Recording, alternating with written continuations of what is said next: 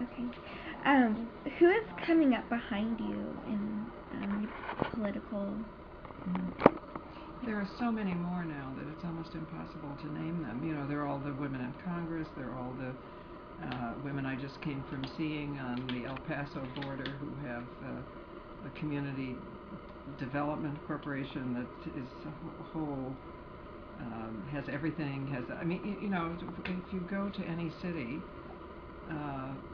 there are, you know, maybe 100 active groups, and then there are also just individuals. So if you look at the public opinion polls, there are many, many millions more women now than there were 40 years ago. Oh yeah, definitely. So it's kind of impossible to name. I mean, part of the reason people know me or Sheila Tobias is because there were so few of us. Now there are just too many to name. Well, that's a good thing. Right. What advice do you have for young women? Not to listen to me, to listen to yourself.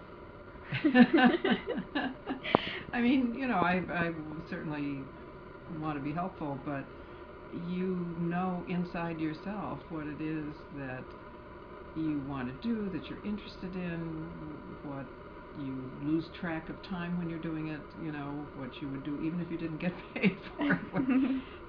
And follow that talent. And don't ever believe that you have to combine career and family any more than men do. You know, I mean, either everybody does it or nobody. You're connected to other women in the world who are also, you know, struggling to be free in a lot of different ways. That's awesome. What causes do you support right now? Well, it takes different forms, you know, but right now, I mean, the Miss Foundation for Women, which was the first national multi-issue, multi-racial women's fund, I still support, but they're doing fine, so they don't, you know, need that much time. They're doing very well. And I work a lot with Equality Now. You can find them on the internet. They're a worldwide human rights, women's rights group, and I travel a lot for meetings in other countries and so on. There's also the Women's Media Center in New York, which is trying to make women more visible and valuable in the media. Of all the decision-making positions in the media, it's still less than 6% occupied by women.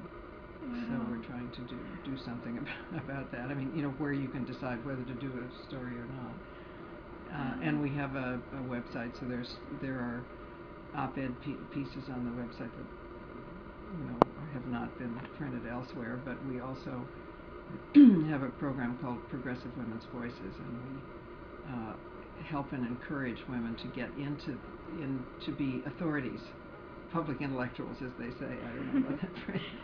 But, you know, there's so many women with great amounts of expertise, but when you turn on the Sunday television shows, you don't see very many women. Right. So it has a lot of different parts to it. But that's a relatively new organization. It's only about 4 years old. Wow. What countries are you going to visit, like, coming up? Well, coming up, I don't know. I just went this fall. I just came back at Christmas time to Zambia, where I'd gone the year before, because there are a lot of different women's projects there, and to Nepal and to India. Wow. There are sex trafficking.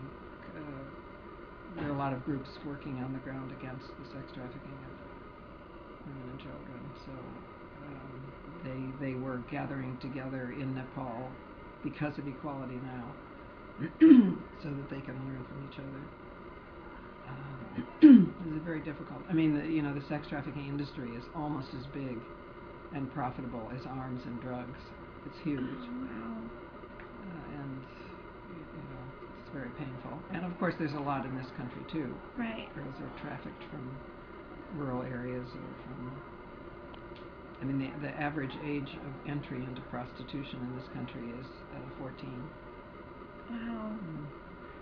So I went to Las Vegas and sat and interviewed. It's very hard. It's heartbreaking. Yeah, definitely. What is your day-to-day life like? It's very hard for me to answer that because there doesn't seem to be much routine.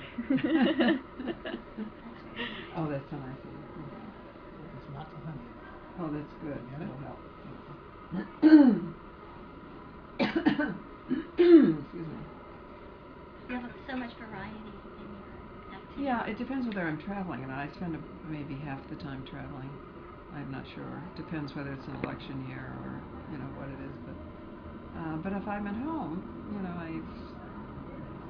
I have 2 floors in a brownstone on 73rd Street, and I have a guest room. So there's usually somebody staying there, some woman from another country or something. Oh, wow. Not all. Right now there's a woman from Kenya staying there, looking after my cat. That's very helpful. Right.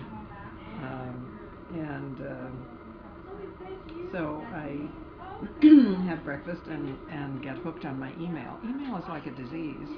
Yes, I'm finding that out. I don't know how to conquer it exactly. It's just because it eats up so much of your day. So I haven't quite figured that out. If you find out, please let us know. Right. Thank you very much for your time. I really appreciate it. No, thank you. Very nice. And tell me where you are in school.